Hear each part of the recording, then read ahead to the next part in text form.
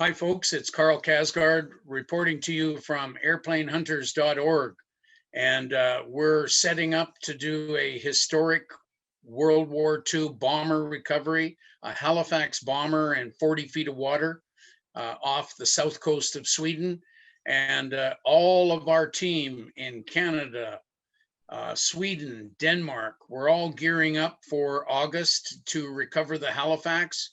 Here it is in week 3 of our preparation. We've got funding available, just barely enough. And we've got the boat, we got the team, and we've got the support we need. And so we're really doing all we can to recover the bomber this summer in August in Sweden. So you got to stick with us. We're going to Sweden first 2 weeks in August, and all of this in preparation. Today, we're going to talk about the home, the future home of the Bomber Command Museum for our Halifax. And that's an exciting proposal. You wouldn't believe what they're doing in Nanton, Alberta to get ready for their Halifax. And I'll bring in my main man, Scott Knox. And Scott, you're making this Halifax come into existence. So tell us what's new with you at Knox Tech. Right. Well, good to see you again, Carl.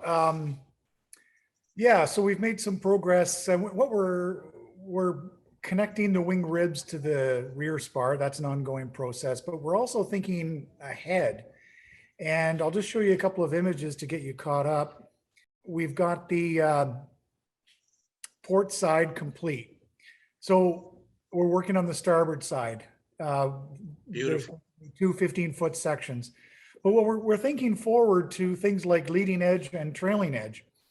And so we've started to look at the plans that we got from Trenton and trying to get an idea of what are we going to need at the leading edge. How are we going to fabricate the leading edge components? We do have some parts from the donor aircraft, but they're pretty badly bent up. This is the leading edge right here. It pretty dinged up. We can use some of the parts for patterns, but aside from that, they're not really usable. So we more or less have to start from scratch.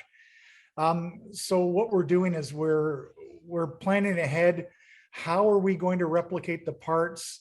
What parts from, or if any, from the donor aircraft are we going to use? And primarily, what kind of jigs and fixtures are we going to need to fabricate the parts? So we're working on the current starboard side, wing ribs and main spars, et cetera, but we're also thinking ahead and planning for that as well. So that's the update at Knox Tech Inc. here in Ottawa, and really looking forward. I'm super jazzed about the diving and recovering of parts, and it's really exciting work, and it's so fun to be part of this project. I must admit, it really is great. Well, thanks, Scott. And so what we'll do is as the weeks progress and we get closer and closer to the salvage, we may have more reports for you. And but right now we'll just take a short break. Then we're going to come back and talk to one of the main men of our home for the Halifax, the Bomber Command Museum of Canada in Nanton, Alberta. So stand by for that, folks, and we'll be back after a short break.